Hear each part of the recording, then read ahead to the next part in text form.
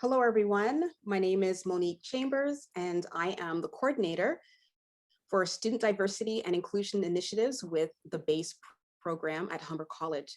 I'd like to extend a warm welcome to staff, faculty, students, community members, all who are here joining us today. Welcome to our second Fireside Chat in our series. This is a joint event with our joint partnership with the BASE, which stands for Black Academic Success and Engagement, as well as Lakeshore Grounds Interpretive Centre at Humber College.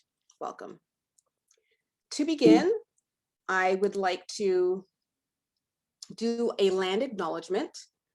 Humber College is located within the traditional and treaty lands of the Mississaugas of the Credit, known as Etobicoke, the place of the Black elders in the Michistagig language.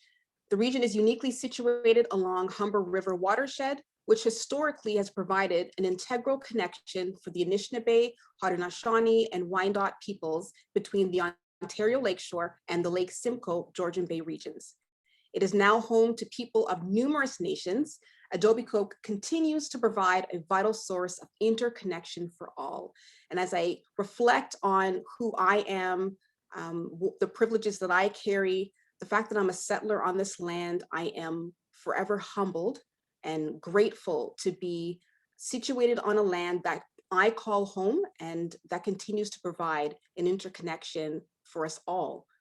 Canada's home to many, and I think it's important to take some time out to acknowledge who we are, our privileges, our social location. I think it's important just to reflect on that and give honor where honor is due. So I'm forever grateful, especially thinking about the kinds of conversations that we're going to have today. When we're talking about anti-oppression and anti-racism, it's really important for us to stop and just acknowledge where we are and who we are.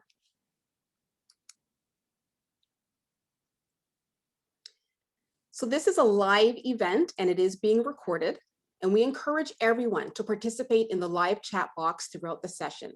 At the end of the fireside chat discussion, there will be an open Q&A session. So keep those questions coming.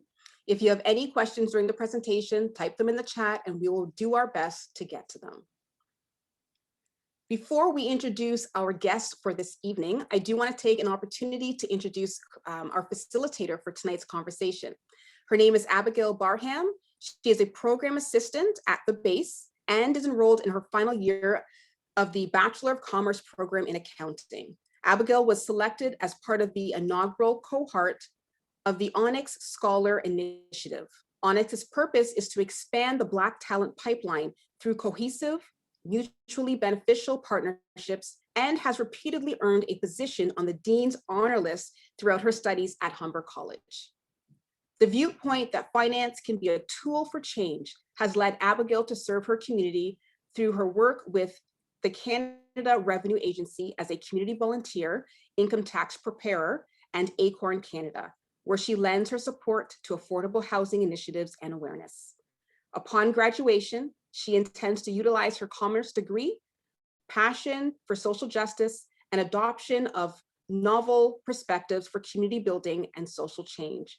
Please help me welcome Abigail Barham. Thank you, Monique, for that warm introduction. This evening, I'm so excited to say that we're being joined by Channon Oyeniran. And just a little bit of background about Channon. She has been interested in Black history and eradicating racism in the Black community from an early age. Channon's keen interest and passion in these areas helped her realize that she must do all she could to educate others and raise awareness of the rich history of Black people. An enthusiast of reading, travel, and writing poetry, Channon has an indescribable passion and thirst to know more about history, particularly historical and modern forms of slavery, as well as educating people on these issues and assisting in ending its practice. Channon is an honors graduate with a bachelor's degree in history and Caribbean studies from the University of Toronto, a master's degree in slavery studies from the University of Hull in the United Kingdom, a certificate in adult education from George Brown College, and is currently undertaking her PhD at Queen's University. Channon has expanded her knowledge and information about Black history and the issues that face the Black community throughout Canada and internationally. Apart from participating in conferences and workshops relating to the Canadian Black experience and history, Channon is currently the first vice president for the Ontario Black History Society, where she helps the organization preserve, celebrate, and spread the rich Black history of Ontario and Canada. Channon is also the co-founder of Oyeniran Education Support, an educational organization created by herself and her husband, and she continues to use these platforms to teach young people about Black history. Born in Scarborough, Ontario, Channon currently resides in Pickering, Ontario, with her husband and their beautiful sons. Welcome, Channon, and thank you for joining us. I am really looking forward to this discussion this evening. Thank you. Good afternoon, everyone. I hope you are all doing well on this beautiful, sunny, warm day. Thank you so much for having me. I'm going to share my screen now, and we'll get started.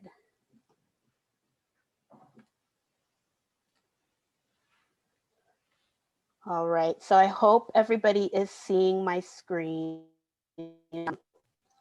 Yes, I hope so. It's coming through, it's starting to come through.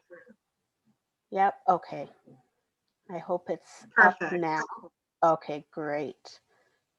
All right, so I'll just put it in full screen mode here. All right.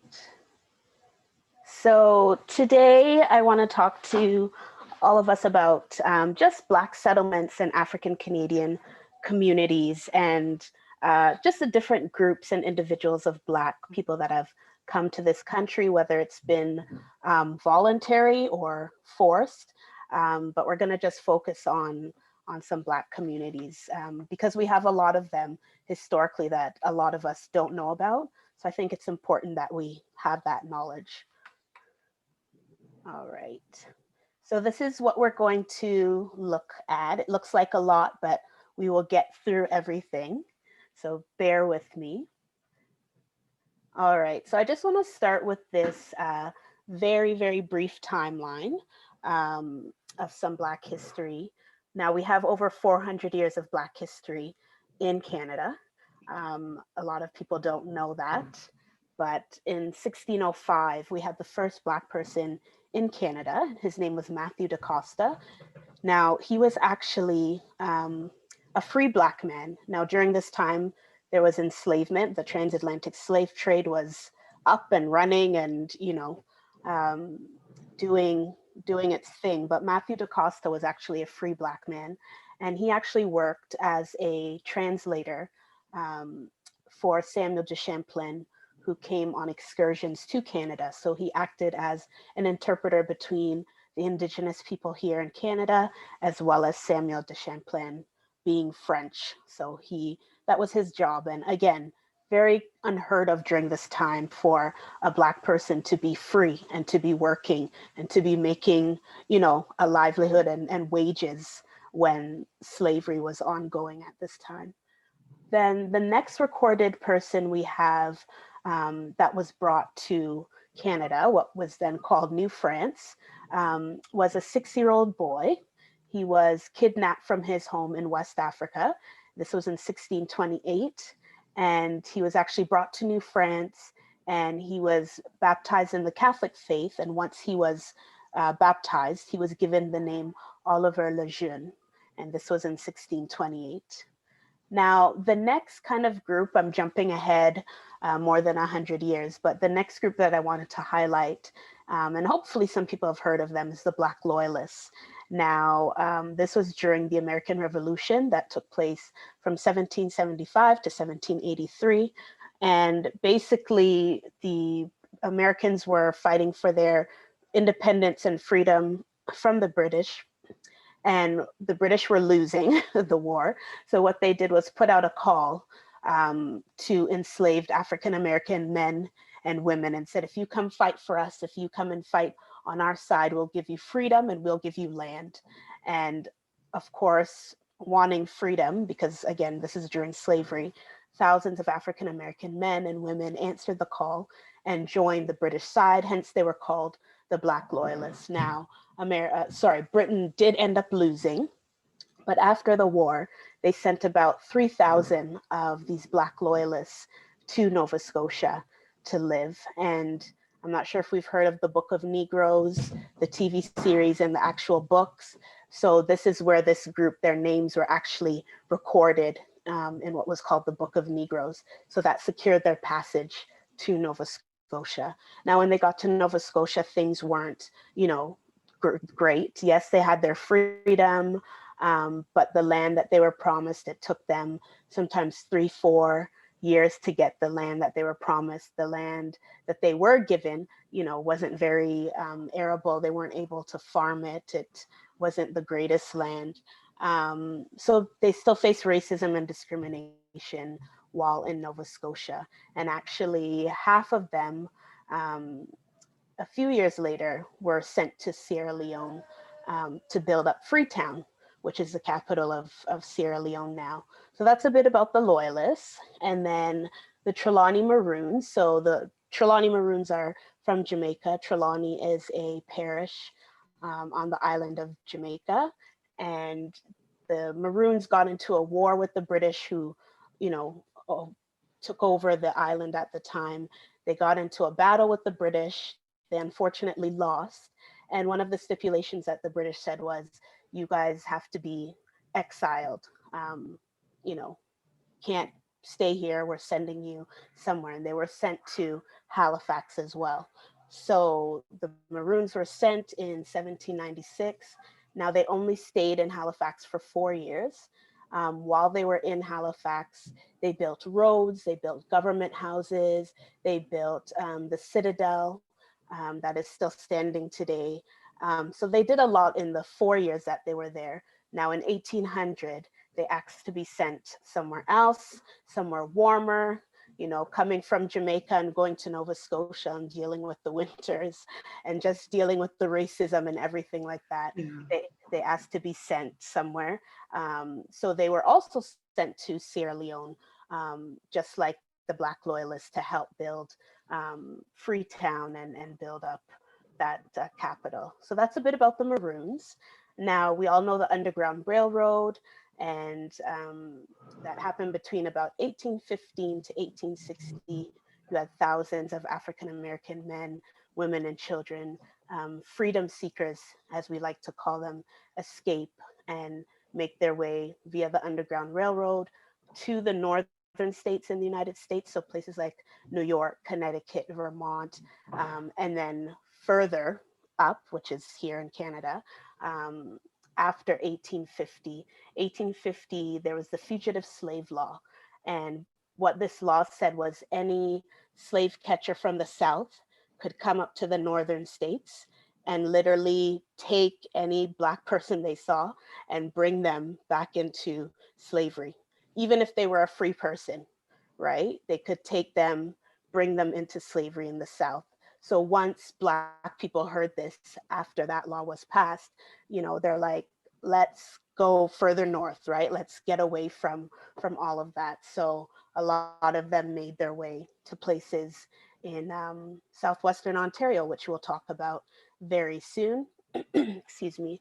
And then going to the last part of the timeline, jumping ahead, I just wanted to highlight the West Indian immigration, the Caribbean immigration that started to come to Canada after the immigration policy started to change and open up in Canada. You had a lot of Black people from the Caribbean coming to settle in the 1960s, the 70s, the 80s, the 90s, and even up until now. So that's just a brief timeline of some things that, some groups and individuals that I wanted to highlight. So let's get into some of the communities now.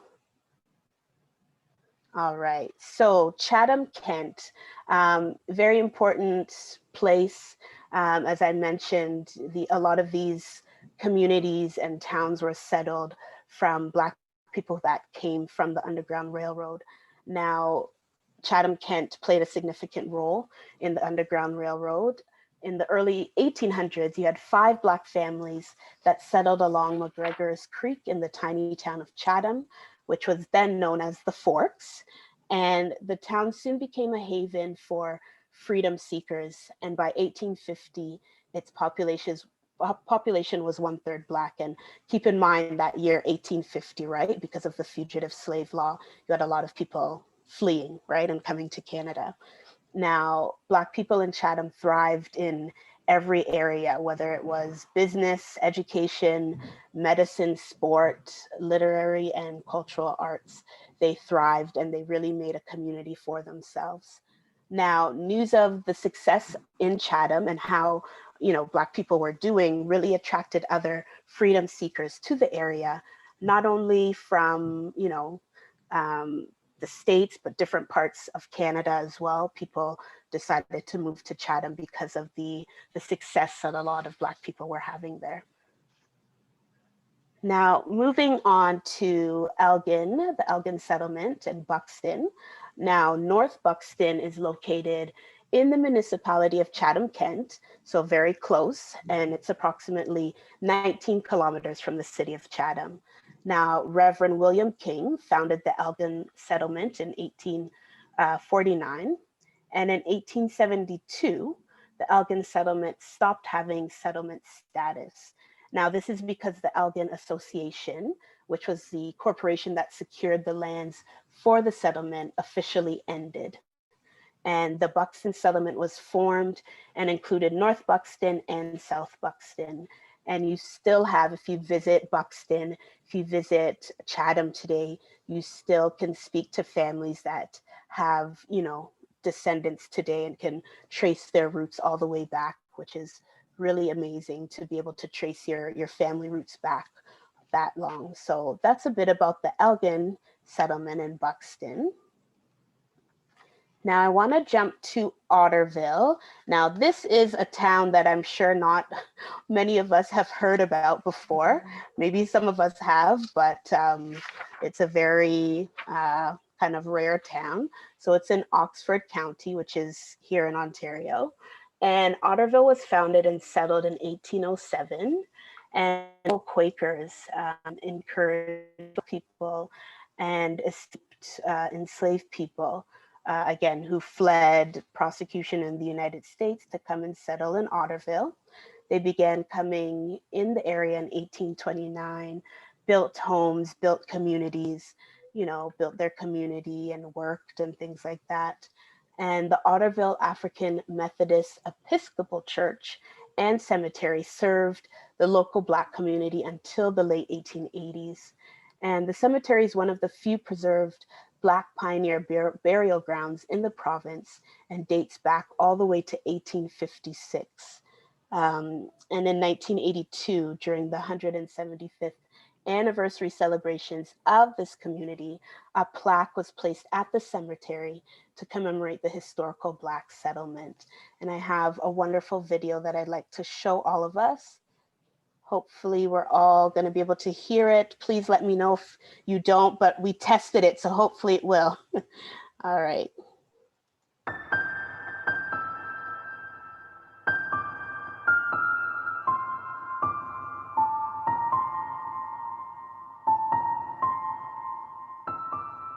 One of Governor Simcoe's most notable achievements was the limitation of slavery. Simcoe passed legislation that allowed for gradual Sorry about abolition. Slaves already in the province would remain enslaved until death, but no new slaves could be brought into Upper Canada, and children born to female slaves would be freed at age 25. This effectively ended all slavery by 1810. The first Black citizens of Oxford came up with Peter Lossing and the Quakers. Many stopped in a little community south of Norwich known as Otterville. In the days before the Civil War, from Mississippi right up to New York State and Pennsylvania, it was the Quakers, to a large extent, who helped organize and provided safe houses along the Underground Railway. The first Blacks that came here were free Blacks from New York State, and they had money when they came and purchased the land. One landowner, Jones, was able to purchase 150 acres, for instance, which was a fair-sized tract.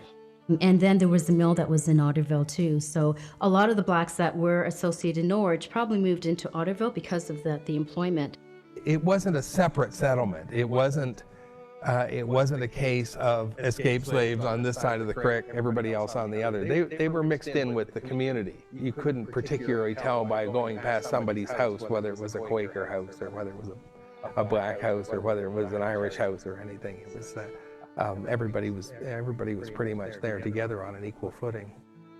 I think that everybody was in the same boat. Everybody was doing the same thing. Everybody was trying to cut trees and build houses and produce crops and survive.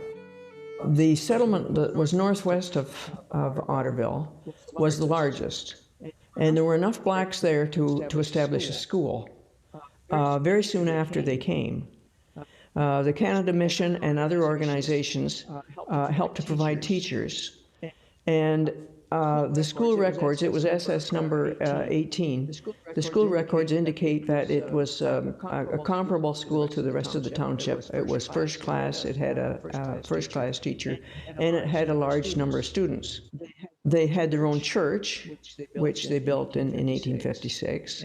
And they built that just north of Otterville, opposite the Anglican church of the time. But they were famous for their camp meetings.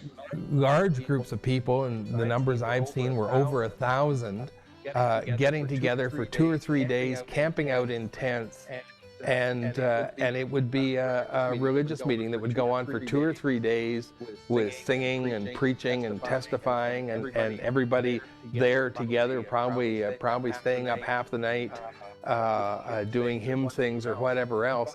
But according to the newspapers, the attendance at these things was not just black, not just white. It was a mixed attendance. I think at first people were very happy and glad that they escaped such horrendous conditions in the States as slaves. But by the time they came here, I think that novelty sort of worn off, and they were mistreated.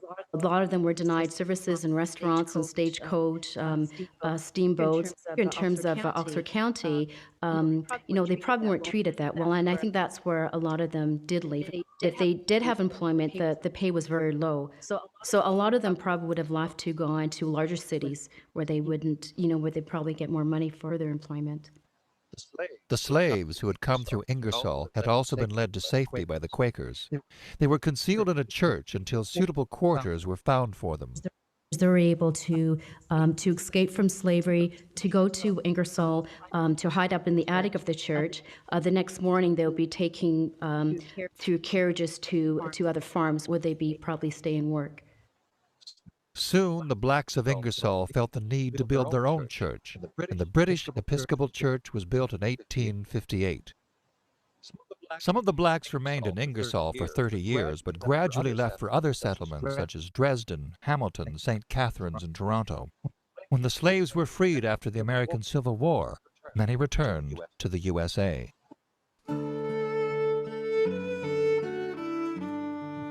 There's very little left to see. The one thing that you can go and look at, which is actually, I find quite touching, is the African Methodist Episcopal Cemetery, and it's got one stone in it. You can see the gate with the name of the cemetery over it, and it had been attached to a church next door, and it's in a beautiful grove of trees, and it's a quiet place, and it's really nicely maintained. And what always strikes me there is think about the people who are lying there, and they ended up in Oxford County, ended up in Otterville, and look around and just wonder where they started out. All right, so that's a bit about Otterville. But as mentioned in the video, you had a lot of Black people who decided to go to bigger settlements, right? So whether that was St. Catharines or Toronto, which you're going to focus on now, our city of Toronto. Now, the earliest Black people in Toronto were enslaved, but you did have a small number who were free.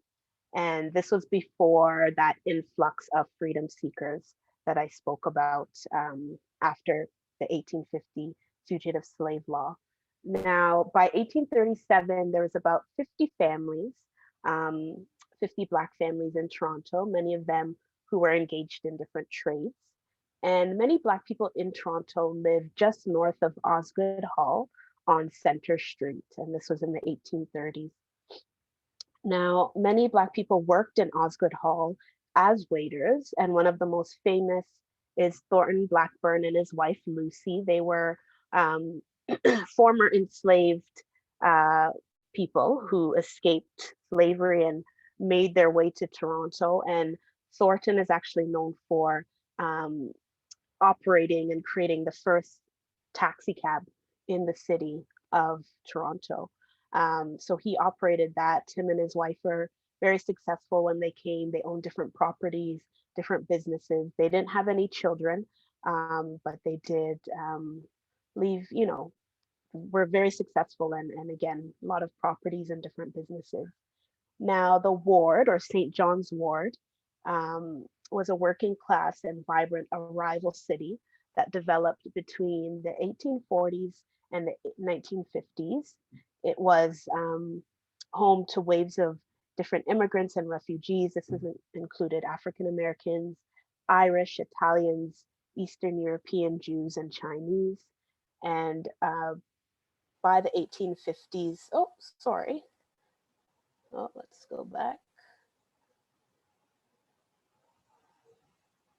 Sorry, everyone. There we go. Now, by the 1850s, you had a dozen Black businesses that were operating along King Street. However, the ward was stigmatized by different Toronto politicians just as a place that was, a dump and not a community that was very nice, right? Just because of the people that you had living there, which was totally, uncalled for, but the stigma and, that these politicians had. So that's a bit about Toronto. And I just put up these two pictures here. I've Got a Home in Gloryland by Carolyn Smarts Frost. She's a professor in Nova Scotia, and she wrote a book about the ward. So if you get the chance to, take a read, this will give you some excellent information about Toronto, early Toronto. And then The Ward Uncovered, that's just that picture, that image down on the right. That's another book that came out about a year or two ago about the St. John's Ward and all the different groups that came to live there. So those are two books if anybody's interested. All right, I have another video for us.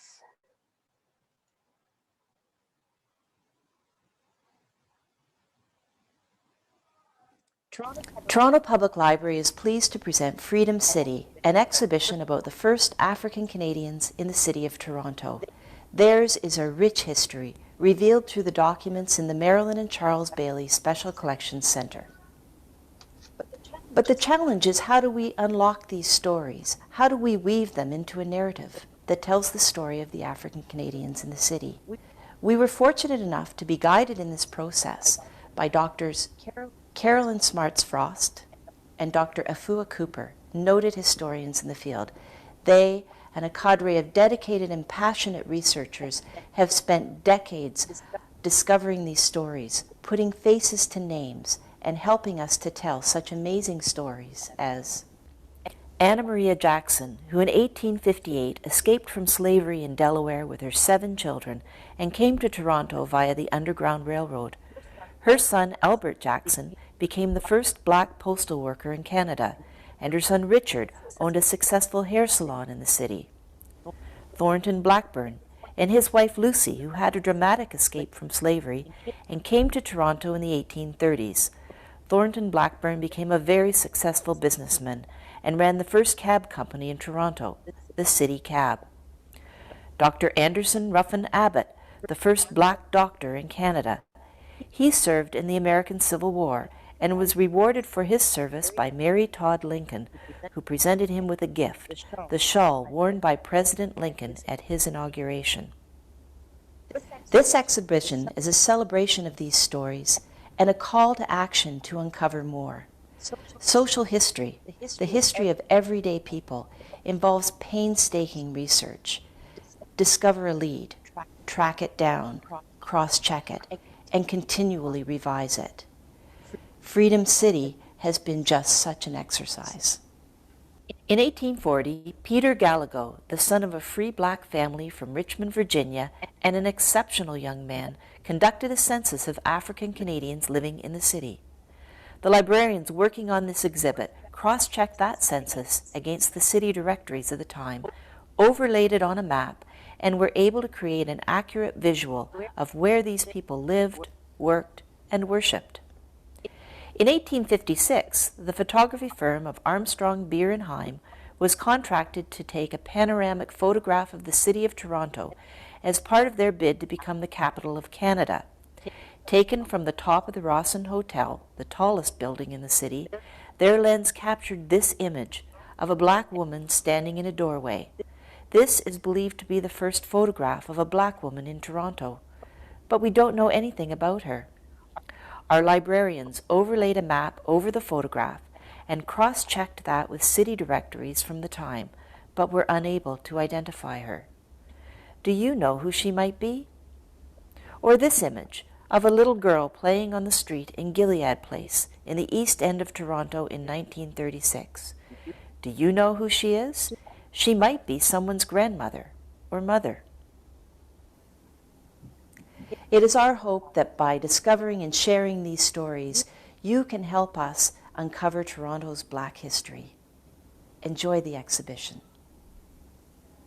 All right, so that's, the exhibit is not anymore. That was all the way back in 2015, but I really just love that video because it shows, gives a little tidbit for different Black Canadians who were living in the city of Toronto. So continuing on with Toronto, so hopefully we've all heard of St. Lawrence Hall or have been down or have passed by. Now, St. Lawrence Hall was very important. It was built in 1850, and it was considered at the time to be one of Toronto's most beautiful and finest buildings. Now, it was a major cultural center, and it hosted a lot of cultural events for the city. Now, the Black community used the St. Lawrence Hall for different events, whether it was lavish balls, Emancipation Day celebrations, as well as meetings for the Anti-Slavery Society. Now, in September of 1851, community leaders Henry Bibb, Josiah Henson, and J.T. Fisher organized the first North American Convention of Colored Freemen. And Frederick Douglass actually spoke at St. Lawrence Hall in May of 1854. And Toronto was chosen over other towns like Windsor and Chatham to, host these different events and to actually have people come and live in the city because it was further away from the border, right? It was far enough, but not too far, right? So you could live safely and kind of, enjoy your life, so to speak. And the St. Lawrence Hall, the convention, really attracted a lot of people to the Freemen's Convention. And it just has a lot of Black history. So that's the St. Lawrence Hall. And Albert Jackson, who was mentioned briefly in the video we just watched. Now, this is his Canada Post stamp. Now, every Black History Month Canada Post puts out a Black History stamp. If you don't know, literally every February they put out somebody new, whether it's an individual or a group. This past February, they put out Willow Grove, which is a community in New Brunswick, and Amber Valley in Alberta. Those were the two groups of people on the stamps, the two communities. And Albert Jackson's stamp came out in 2019, I believe, about 2 years ago. So he was born into slavery. He was the youngest of, I believe it was 7. And his mom decided to take her and her children and flee via the Underground Railroad to Canada. 2 of his brothers were actually sold into slavery. And once that happened, his mom, Anna Maria, said, you know what, I'm not chancing for any of my other kids for that to happen to. So she decided to flee with them. His father had passed away not too soon after the 2 boys actually were sold into slavery. So it was just the mom. She escaped and made their way to Canada. And Albert, grew up, got an education, and became a postal carrier for the city of Toronto, and was very successful. Faced discrimination. His coworkers didn't want to train him on the job. John A. Macdonald got involved at the time. It was an election year, so the Black community rallied around Albert Jackson and reached out to John A. Macdonald and said, you have to let this man work. He rightfully earned this job. So John A. Macdonald spoke to the workplace and said, he has to work, do the job that he was hired to do. So the exchange was that if John A. Macdonald helped Albert Jackson, then John A. Macdonald would get the vote of the Black community. Again, it was an election year, so a bit of a give and take, but Albert Jackson was able to work as a postal carrier, and again, very successful, had a family, had different businesses as well, and properties around the city. So that's Albert Jackson. I have another amazing video that showcases his family. Again, he still has descendants today in the city of Toronto. So let's show that now.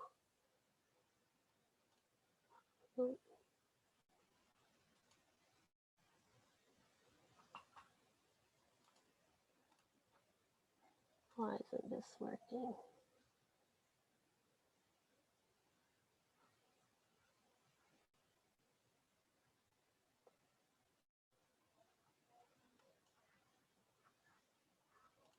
I'm so sorry, everyone. How people Try that again. just they it's basically a story about hope and dreams and wishes and following them, because it doesn't matter what color you are, whether you're a man, woman, child, you have a dream, you go after it, but you need help along the way. That's the one thing I'm taking from this. There was help every step of the way.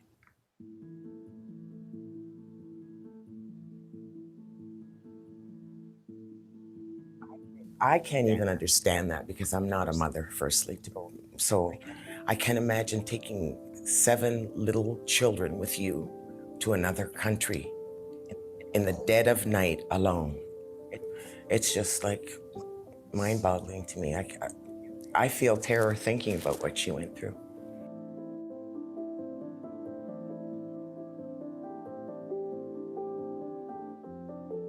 I knew a discrimination had went on in the city. I lived as part of it. But I was just so hurt that he had to go through so much just to have his job. If there was enough of a coordinated effort in the Black community to have the guts to go approach the Prime Minister, and the timing was such that it was election time. And that was the bribe. We can deliver the community if you can get this man a job that he's rightfully earned and have them work with him and let him do the job he was hired. At that point, it was still a federal job, but there were certain qualifications. Not all Black men were able to go to school. Albert apparently had a decent enough education and was ultimately hired with little fanfare until they refused to work with him. Then there was some coverage.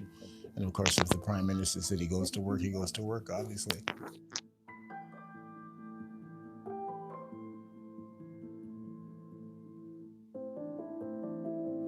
It's amazing. And I said, he's got real fame and some kind of notoriety now.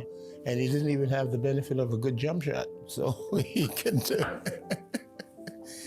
It's inspired a few people to do some other things or do a little homework themselves. I can't tell you the number of people we grew up with who are aware of the story. Say, I'm going to do a little more in my family. I'm going to find out more.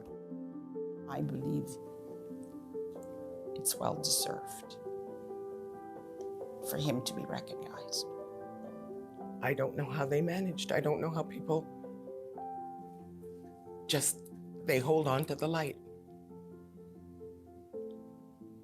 And that's amazing to me. All right, so that's Albert Jackson, a bit more about his story. Now, moving on to Alberta, and I briefly spoke about this community, Amber Valley, that was on the Canada Post stamp this year.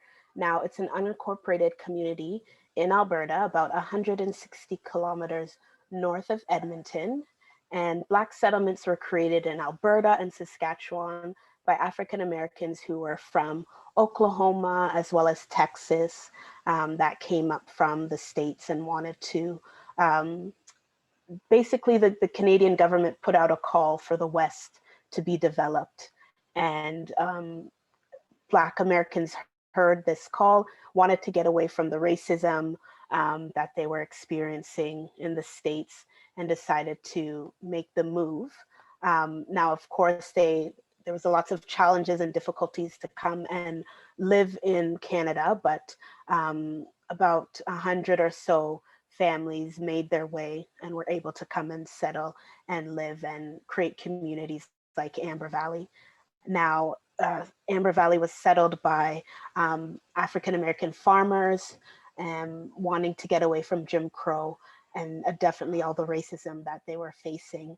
Now, here's an article as well that I wrote for the Canadian Encyclopedia about Amber Valley. If you want to learn more, just do a Google search and you'll be able to find that article. And here's another short clip about Amber Valley.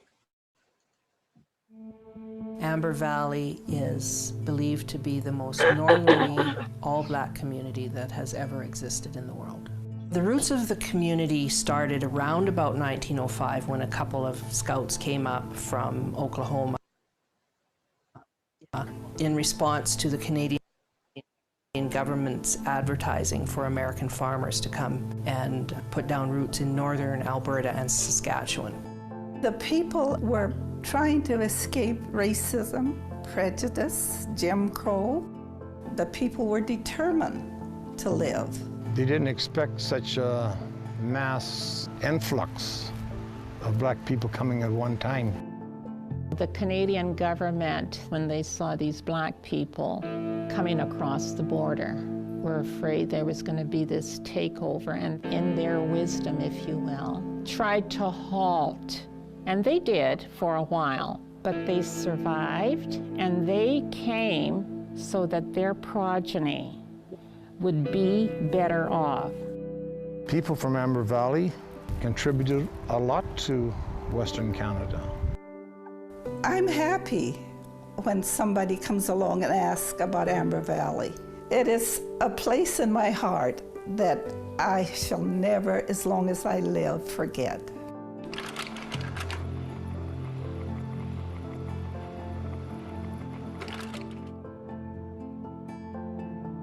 All right, and there's also a longer clip about Amber Valley on YouTube if anybody's interested. So that's a bit about Amber Valley. Now moving over to Halifax. So I'm taking you guys all across the country if you haven't realized. So Africville, hopefully we've all heard of Africville. It was a African Canadian village located just north of Halifax and founded in the mid-18th century. And the city of Halifax demolished this once prosperous seaside community in the 1960s. And the mayor of Halifax apologized for this action in 2010. So about 50 years later, decided to apologize, but It's okay. Now, for many people, Africville represents the oppression faced by Black Canadians and the efforts to right historic wrongs. And you still have descendants and people who had lived in Africville still fighting for their land back because they don't have their land anymore. They didn't have it since the 1960s. Still fighting, still going to court till this day, just still trying to get back their community. So that's a bit about Africville. And here's another video I'd like to show as well. Where the pavement ended, Africville began.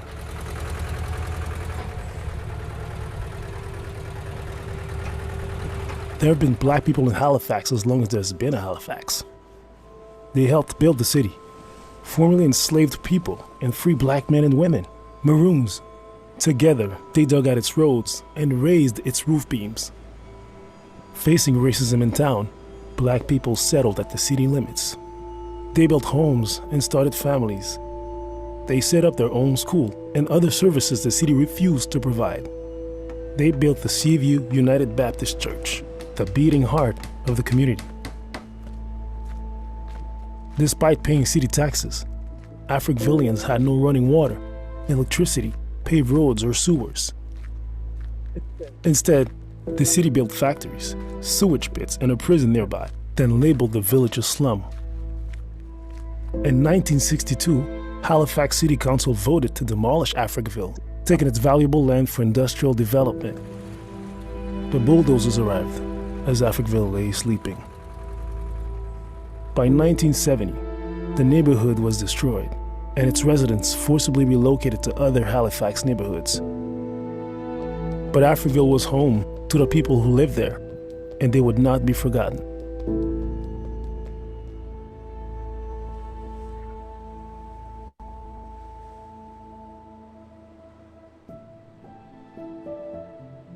Once a year, we venture out to Africville for a reunion. Set up your tent, set up your camp, or throw a blanket on the grass. The children are playing, people are laughing and hugging, reminiscing about the old days. But for 3 days, you have your community back.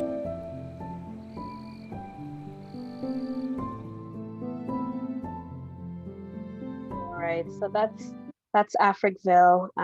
Such a tragedy that what happened to this community, and that they're still fighting for something that was theirs, and just that how it was taken away from them. It's just so mind-boggling.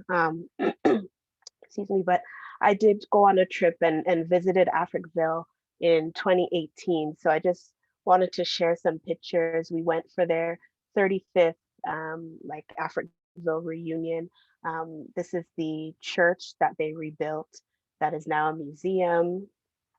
I just put in one kind of slide that they have in the museum here. Oops. Okay. Another view of the church and some of the panels that are up inside the church as well.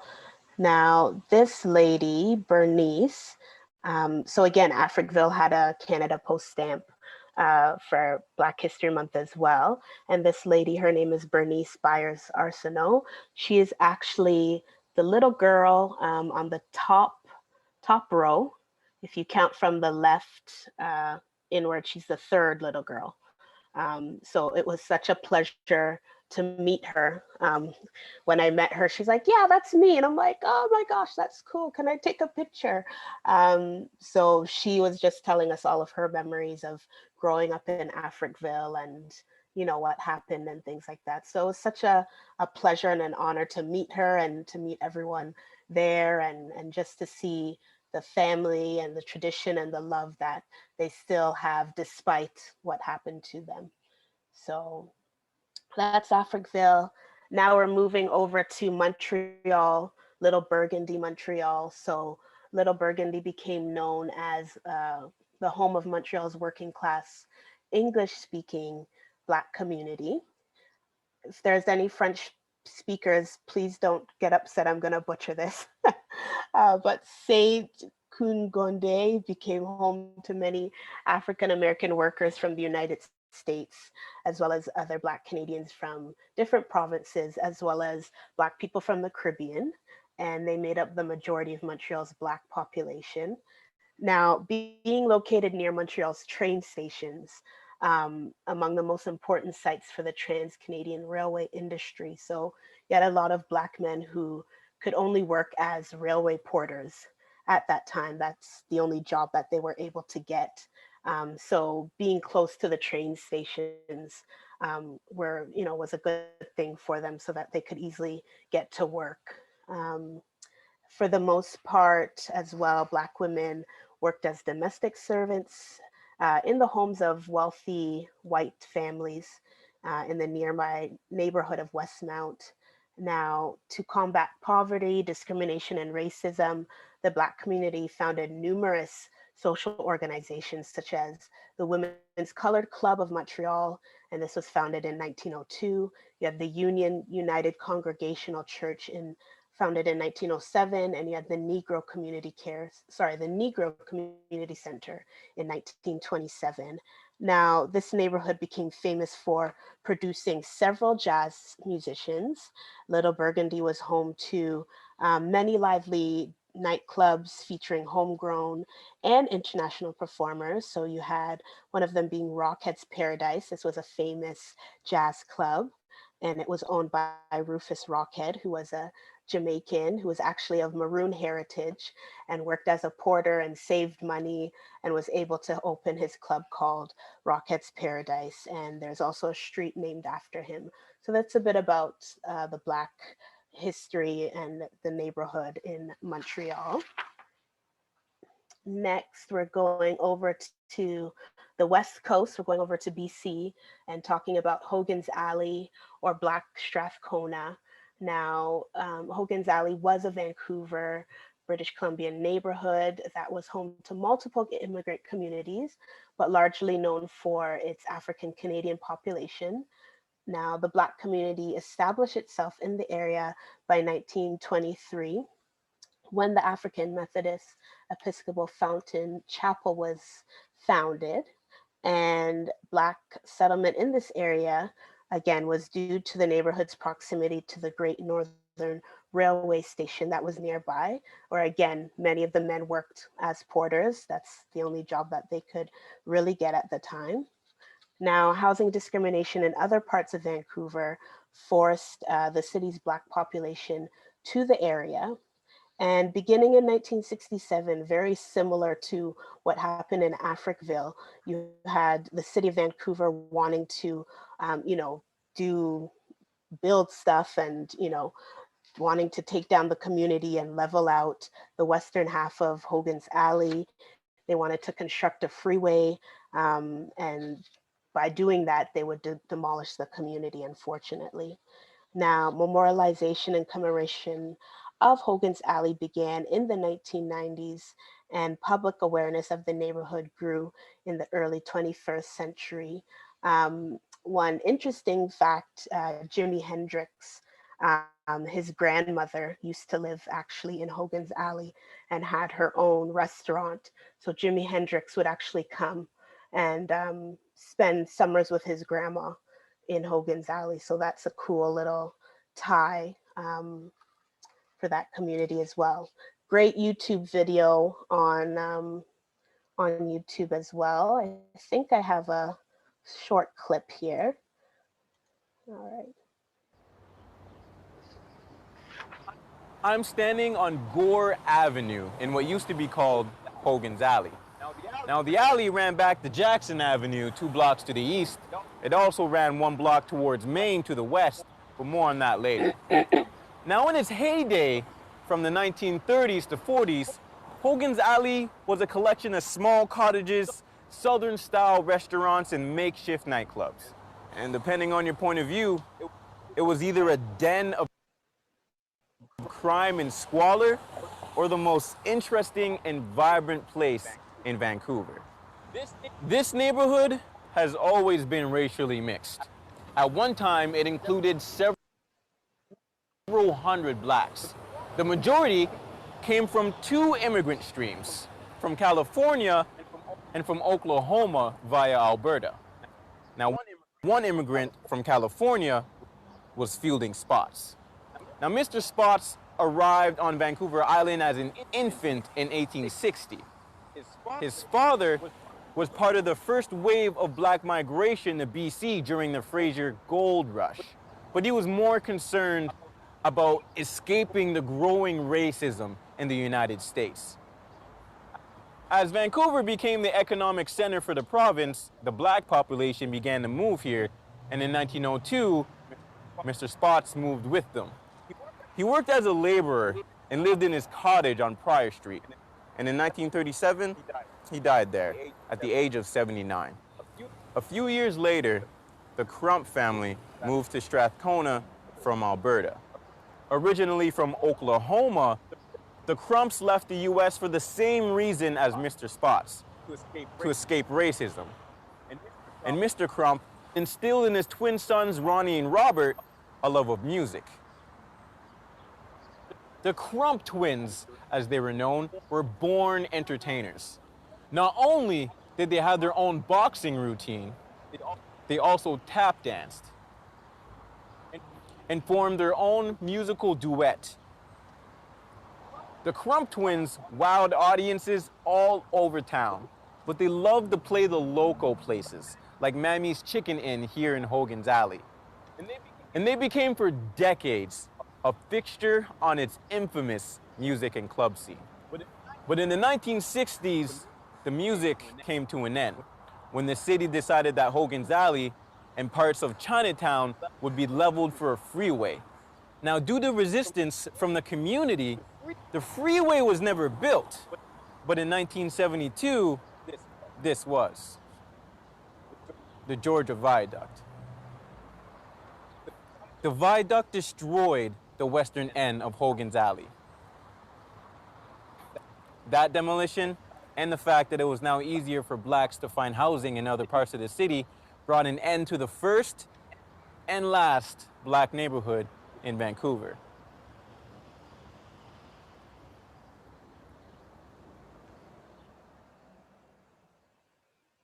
All right. Now that was a clip again about Hogan's Alley. As we heard, the first and only Black neighborhood in Vancouver. I'm sure now there's maybe different neighborhoods in Vancouver that, you know, have a lot of Black people, but historically this was one of them. Now, I just want to quickly talk about educational institutions and churches. If you've noticed throughout talking about these different communities, one of the common things that you'll find in a lot of these communities are churches and schools, right? So just want to kind of talk about that a bit. So different British charitable organizations sponsored schools in most of the maritime Black communities beginning in the 1780s. And then in the 19th century, you had British and American societies establishing schools for Black people throughout Ontario. Now, in addition, the governments of both Nova Scotia and Ontario created legally segregated public schools. And although almost every Black community had access to either a charity or a public school, funding was inadequate and education tended to be inferior. And when combined with residential isolation, economic deprivation, poor schooling, helped to perpetuate a situation of limited opportunity and restricted mobility. And I just wanted to point out the last segregated school in Ontario actually closed in 1965. So not that long ago. And it was located in Merlin, which is near Chatham, which we spoke about at the beginning of the presentation. And then the last segregated school in Nova Scotia actually closed in 1983. So definitely not a long time ago. So just very unfortunate. And a lot of, you know, Black people, when they did come to Canada, they had to just create their own schools and churches because they weren't welcome and faced segregation and racism and discrimination, and had to create their own churches and schools. And as we know, religion played and still plays a large part in the life of Black people all over the world. African Canadians discovered that, as mentioned, they weren't really welcomed at traditional churches across Canada.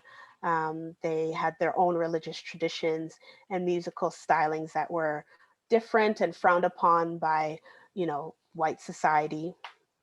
And Black communities would erect churches among the first public buildings in their settlement. So whenever they came somewhere and started to build, it'd be their houses, it would be churches that would act as schools, right? And African Canadians, being denied entry to other social outlets by discrimination, use their church buildings for different things. So lecture halls, libraries, gymnasiums, daycare centers, banquet facilities, you name it, they use the church for that. And the church allowed them to find strength in their religious beliefs, joy in the gospel, or, religious music, and just support in one another and lifting each other up, because although they were in Canada and they were free, things weren't, rosy as they should be, right? So religion really played a large, important part for them. And lastly, I just want to end with this quote. So this is by Dr. Jean Augustine, who is in large part responsible for, having Black History Month celebrated across Canada. And that was back in 1995. She got the vote. People voted. And in 1996, we started to celebrate Black History Month. And I had the honor of interviewing her for my master's dissertation. And she said a lot of wonderful things to me, but this one was the main thing that stood out to me. She said that the history of Black people is really a part of Canadian history. The contributions that we made to Canadian history, the contributions that we made to Canadian society are part of the contributions we should have made as Canadians and Canadian society. I think that in every aspect of Canadian life, you can find someone of African descent, of Caribbean descent, of Black participating, and therefore it is essential that that be recognized by the society. So I hope that, listening to this presentation today, that we've been able to see all the different Black people that have come to Canada, that have come to make this country home, that have helped to build up this nation, that have, done different things and built roads and buildings and contributed to society. And that it's just Black history is Canadian history. It should be taught throughout the year. We should learn about it throughout the year. Black History Month is wonderful. I love it. But I hope we get to the stage very soon that it's just something where we learn about on a regular basis and not just specifically in February. So thank you so much for your time. Stay connected with me. I know I'll say all my tweets and all that stuff after my social media handles and all that stuff, but thank you so much for listening. And if there are any questions or comments, I'd be happy to answer. Thank you so much. Thank you, Shannon. Oh my goodness, my mind is blown. That's good. Too many questions. Oh my. So just to unpack a little bit for people, and maybe you share the same experience. I went to elementary school in Alberta. I had no idea there were Black settlers in Alberta. Oh, wow. So seeing that, I'm a bit teared up.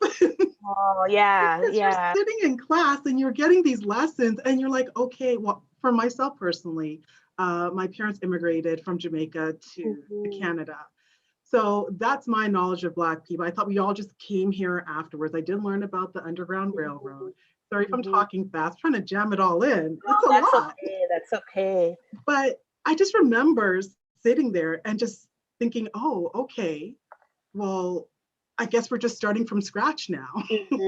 Well, no, it's hard for me to describe. It was kind of like a disassociative kind of experience where you're hearing about it, but you can't connect to it. Yeah. And to learn that, you know, this could easily have been part of the conversation. Definitely, And yeah. if everybody, I'm a little bit jittery because I'm learning about this right now today with you. And this is amazing. I have a question. Yes, yeah. So, I understand that you started your interest in Black history at a young age. Mm-hmm. At a young age, I was playing in the dirt. So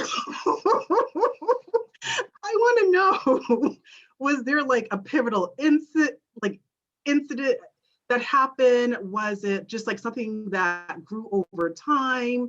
Were the people in your life very focused on history and it's just something you were always accustomed to? So I would say specific two incidents. So I moved to Ajax when I was 8 and going into grade 3. And I remember one recess, I was new to the school, and there was this white boy who at recess, I don't know what provoked him, but he called me a Black B word.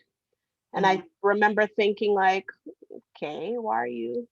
I remember knowing the B word was bad, but I was like, but why are you saying Black? Like, what is that about? Like, why are you putting the two together? Why is Black and this B word put together? So I remember that so vividly, so clearly. I remember when I was wearing my hair, like that stuck with me, right? I'm now 35 and this was when I was 8 years old. Like this stuck with me. So I remember just having thoughts and questions after he said that. And then the second one was in grade 8 at the same school in Ajax. I had the opportunity to go to, I don't know if they have it now, called STAR Camp. It's Students Together Against Racism Camp. Okay. So you get chosen from your school and you get to go and just learn about racism and how to fight it and things like that. So I remember going to that camp for, I think it was a week, and just really, being honored to be there and wanting to fight racism. And so I think those two really stuck with me in my childhood, I guess. Okay. So I would say those two things really provoked my mind and started me questioning about, racism and what it's about and how I can fight it and, it's wrong. And I would say those two. Well, thank you, Star Camp, because you I know. I hope that program's still running. It was an amazing program. Like they really just made you feel empowered at 13 to tools and methods and bring it back to your community. And if you see racism, you do something about it, right? I don't know if they have it anymore. I really hope that they do, but who knows? Well, right? I'll be Googling it this evening. Yeah. That is crazy. Now, as a historian, and I have my own personal opinions, as a historian, do you see a connection between, Black historical research and the work and, social justice? Oh yeah, they go hand in hand. I mean, that's part of the experience and the story of Black people, right? We've been fighting and just trying to be seen as equal for how many centuries. So they go hand in hand, definitely. They definitely go hand in hand. So going back to the presentation, I need to know, because I don't think it was touched on in it, what happened to Amber Valley? So nobody lives there anymore. You can still go, there's some buildings that are still up. And if you get the chance to head on YouTube, there's a longer documentary about Amber Valley. But some of the buildings and the houses are still up, but nobody lives there anymore, unfortunately. You have all the people who were there that, again, moved out to bigger cities, right? Calgary, Edmonton, to find jobs and work and go to school and things like that. Yeah. So would it be a similar situation to some other Black communities where they weren't getting proper money for infrastructure? So as far as maintaining the community where schools are, healthcare, that sort of thing? Exactly. They weren't getting the support, right? And they were really far north, right?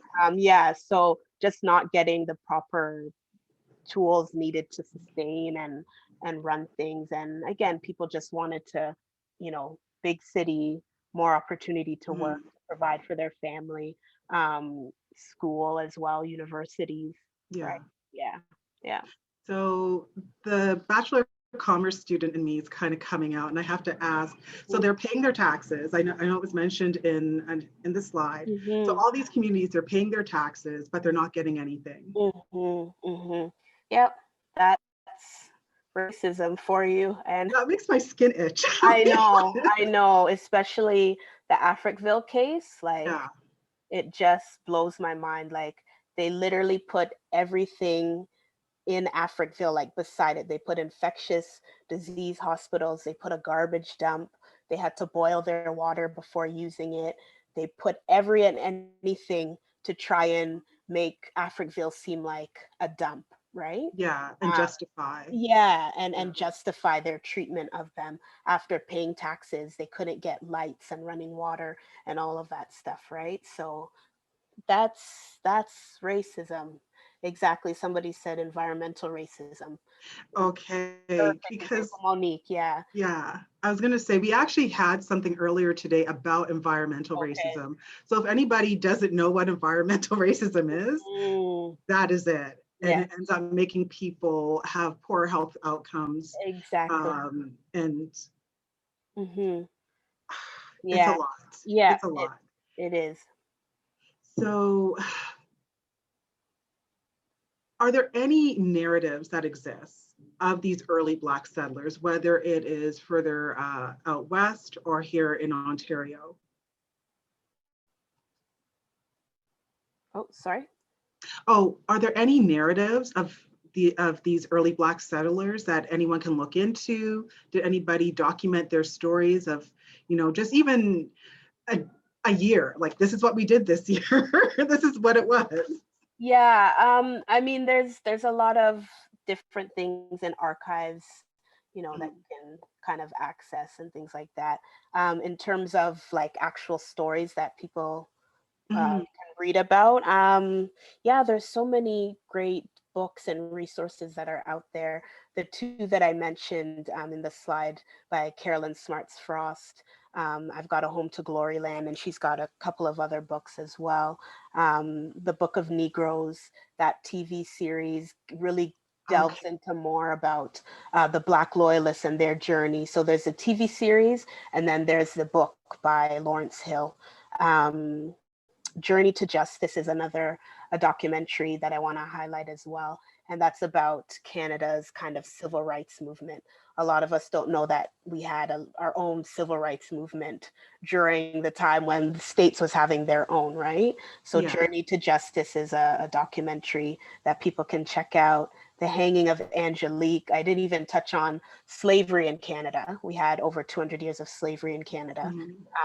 A lot of people don't know that, but The Hanging of Angelique by Dr. Afua Cooper is a book that showcases slavery in New France as well. So there's so many different resources and stories and things out there that people can read and view to gain more knowledge about all the stories that we have and all the history that we have here in Canada. Sure. So would you say, for someone like me whose mind is being blown and didn't realize there was so much I did not know, would the Ontario Black History Society be like the best place to start, and I can get my summer reading list started? Yeah, for us, we are all about preserving and celebrating and promoting Black history in Ontario as well as Canada. So we always encourage everyone to reach out to us, become a member. We have different events throughout the year. And we just encourage people to learn and to, learn more about the Black history and the stories. And we do a lot of partnerships with different museums across the province and across the country as well. Yeah. Okay. So I think there's been a few recent developments, and it kind of touches on something you said just a bit a while ago, where there's Emancipation Day that's being formally recognized by the federal government. So that's a good thing. And for those who don't know, maybe you can elaborate on all of that. But the second thing as well has been that I guess it's been proposed for a formal apology to Black soldiers and how they were treated during World War I.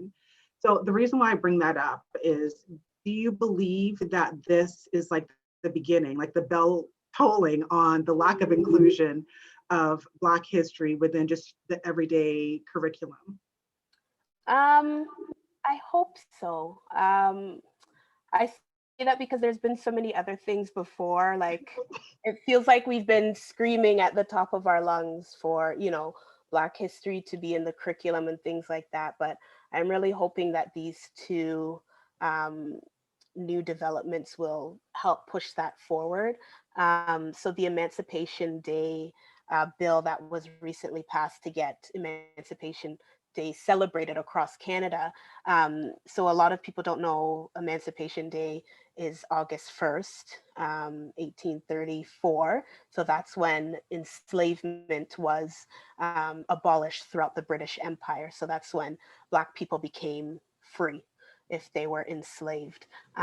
So every August 1st, the Ontario Black History Society, we celebrate Emancipation Day, but it's never been formally recognized. So to have it be recognized as the day where, Black people became free is such a huge milestone. So that will be celebrated this August 1st, thankfully. And then the formal apology for the number 2 construction battalion is another huge step as well. Even World War II, how Black soldiers were treated as well throughout all of the wars that Black men, took part in. They were just treated so disgusting and had to be separated and segregated, and so it's a huge step forward, and hopefully it will bring on better and bigger things and have Black history like mandated in the curriculum, because it's needed. It's way past time. So not just mandated, but with learning outcomes, hopefully. Mandated. Learning outcomes, right? And not just in the province, like across the country, like every province needs to have it being taught to our kids, right? Because so many of our kids don't know about Black history, and then it's when they get older in university or high school that it's like, oh, I didn't know that, and it's unfortunate, right? It's unfortunate. So, yeah. And I think it'll help people connect more with what's being taught, because it's not just a case where it's a history class. It can be a social study class, a science, and your science. I mean, I didn't know there were Black Canadian scientists years and decades and hundreds of years ago. I had no idea. Yeah, and a lot of us don't know because we were never taught, and there's only this one narrative that is kind of being taught and kind of shoved in your face, and that's not right. Everybody's history should be included, because we all came to this country and we all helped to build this country, right? So it's important that we all, just learn about each other, And I think it's important. There's an exhibition happening at Union Station, and I just remember, learning about it, and somebody saying, for a lot of cities, Black Canadians help to build them, but they're not connected to them. Like, there's a disconnect that, we help to build cities just like every other citizen or any other person who lives here, but there's a disassociation, and I don't know if it's a deliberate silence thing. I want to be a little bit more gracious than that, but it's just a little bit too perfect that certain people don't know. Exactly. Yeah, I would agree with you. Yeah, it's mind-blowing, like how much Black people have contributed to this country, and like nobody knows about it. Like it's just kind of, shoved under the rug, so to speak. And, the narrative that Canada kind of wanted to present, especially after becoming a country in 1867 is, we're here, we're the North, you come here, you get free from the Underground Railroad, and that's the narrative, so that we're this good place. And yeah, it was great that we did that, but talk about, the slavery that we had and all the issues, and like acknowledge it, right? You can't move past something if you don't acknowledge, the past and what happened and the truth, Because I do remember seeing those commercials with the Underground Railroad, yeah. But I never thought, well, what happened to the people afterwards? Because I know nothing. Yeah. Historica Canada puts out I used to work for them. So they still put out their 1-minute history lessons. And I grew up on those too. And if I didn't see them, I wouldn't have any clue, right? We wouldn't have any clue about the little tidbits, like when it comes to Richard Pierpont or the Underground Railroad, or Jackie Robinson, the Black Historica minutes that they put out. So those were very helpful. Real McCoy, I just remember learning about the Real McCoy through that also. So I want to take some questions for the Q&A section. Give me 1 second. We'll see what we have. Okay, so first question is, I'm interested in playing a part to advance the Black community, to gain some form of equality in society. Where do I start? I would say the Ontario Black History Society is perfect organization to start, to just get involved, to be a member, to lend your talents. We have different events throughout the year, and we're always looking for new ideas and people, and wanting to help grow the organization and spread the word about Black history in Ontario. So the Ontario Black History Society, I think, is a good start. Okay. So an attendee mentioned that they became a Canadian citizen in 2017, and to do so, they had to write a citizenship test based on a study guide. And the guide briefly mentioned the wrongs done to Indigenous people and the perils of the Chinese community, but they don't recall any mention of Black contributions to Canada. Most of the content I had to memorize was white Canada since 1867. Any thoughts or comments? It's what we've been saying, right? It's this narrative, this one kind of storyline put into place, and not recognizing everybody else's contribution to the country, right? Which is really unfortunate, because there's so much contributions that Black Canadians have made. So it's very sad and unfortunate that it's just kind of one group, of people that you kind of have to know their history, kind of thing. So kind of a follow-up to that, how would you like to see history represented and spoken for when new government policies, like the requirements for Canadian citizenship, are being enacted? And how can we basically use history to chart the path to a future by understanding how we got to where we are? Yeah, I mean, with history, you always have to look. I say you always have to look back, right? You always have to look back to learn, so that you can not make the same mistakes as the past, right? So history is so important to just guide us in all that we do, whether it's enacting new policies and new laws and creating new curriculum that's mandated with learning outcomes, right? We have to look to history to just make sure we're doing things differently and doing things in a positive way, in a way that will create and generate real change. So yeah, so this makes it really interesting for me. I'm going to see if I can get that study guide and see what exactly is in there, and ask a question. I don't know who I have to ask, but when is that apology, the mention of these soldiers and the various communities, when are they going to be included? Because again, I feel it's a case where I know the Ontario Black History Society did something called Blacked Out History. Yes, yes, we did. We And did this our really blacked out. feels like it. Yeah, we did our Blacked Out History campaign where we crossed out all the history that wasn't, so what was left of Black Canadian history was just a few pages, whereas the whole textbook was mostly about, you know, white history, what have you, and the few pages that were left were just a little bit of information about Black history, which shouldn't be, right? It should be definitely more than that we're reading about and learning about. And it's kind of saddening that even those 13 pages didn't make it to the study guide. Exactly, probably not, based on what that attendee was saying, not, you know, seeing any of that information there. Yeah, it's just, it's sad and it's mind-blowing, and it's like, come on, it's 2021, let's get things going, let's figure things out, let's do better, you know what I mean? Yeah.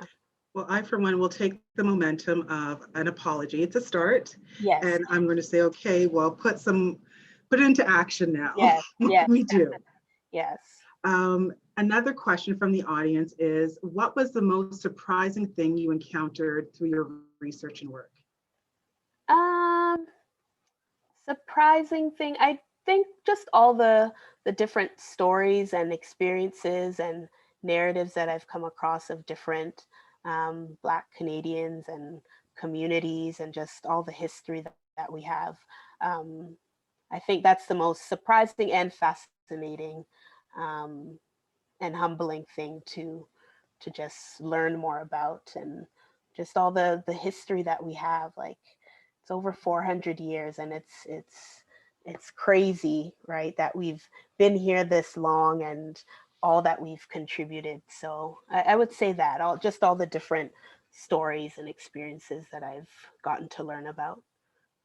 And that was surprising as well. Like I said, my mind was blown. But that there were Black people here 400 years ago, that arguably that translator, you know, contributed to the development of Canada as a country. Yes. And we knew nothing. Yep. Well, yep. You knew, of course, but well, yeah, but I didn't know. Yeah, and I mean, I didn't know before either. These are things that you have to research and learn about. It shouldn't be, again, it should be in school, and we should be, you know, taught it. But sometimes you have to go out and find these stories and dig and research, you know. Now, another question is, do you believe the Black Lives Matter programs are making progress in Canada? And if so, why? I think they are in their own way, definitely. There's a place for Black Lives Matter. There's a place for, you know, Black history. There's a place for it all. So I think they're doing what they have to do to get just the agenda forward of Black equality and Black stories to the forefront, right? Yeah. Okay, and then this is our final question of the evening. Do you have to earn a master's degree or PhD to be a successful historian? And what is a day in the life of a historian like? Oh, wow. Sorry, the first part of the question, do you need a master's? A master's degree or a PhD to be a successful historian? Yes and no. I know a couple of public historians who don't have their PhD, or who don't have their master's, and are just love history, and, you know, they call themselves public historians, or they're doing their own research and all that stuff. So I don't think you need your master's or your PhD. I think you just have to have a love for it, and a willingness to research and do the work. And the second part of the question was, a day in the life of a historian? Oh gosh, I don't, for me, I guess it's like just all things Black history, like everything that I do, any projects that I do, all my PhD work is on some form of Black history in Canada, and always looking at that researching and uncovering news stories and, you know, seeing different articles posted on Facebook and saving them and always coming back to them. And yeah, just living and breathing Black history, at least for me. Yeah. Thank you. So before we conclude, Shannon, do you have any current or upcoming projects or events that you can share with us? Yeah, so I have a Black to Canada podcast that I recently launched in January. It's been about 2 years in the making, but I finally launched it in January. So that episodes are out. I'm wrapping up season 1, and it's on Spotify and Anchor and all other podcast platforms. And I'm actually writing a children's book based on my 4-year-old son. It's about time travel, and he gets to go back and meet different Black historical figures and learn about Black history from them. So I'm hoping to come out with that before next February, Black History Month. So yeah, working on that and just PhD work. And I host a Black History Month conference and a blog with my friend that we write about social justice issues. And my husband and I have a organization, and yeah, just lots going on. But those are the two, the book and the podcast. So I'm not going to let you off that easy. What is the name of the blog, and what is, and I know the organization, but what is the name of the blog? So the blog is Tuesday Justice. And the organization that you and your husband run, one more time. Yes, it's OYES Education. So OYES Education. So it's a play on our last name, Oyeniran. Yeah. And then how can we stay up to date with you? Yeah, so follow me on Twitter at Looking Back Into, and Instagram as well at Looking Back Into. And just follow me there for all the updates on everything. Okay. Shannon, thank you so much for being so insightful and so gracious. Thank you to all who attended and for your thoughtful questions. We will be providing a quick survey in the chat for you to provide feedback on tonight's event. And lastly, we will be holding our final Fireside Chat event in 1 week's time on Thursday, April 15th, where our guests will be entrepreneur and artist, visual storyteller and educator, Quentin Versetti, and we look forward to seeing you all there. Have a great evening. Thank you. Bye, everyone.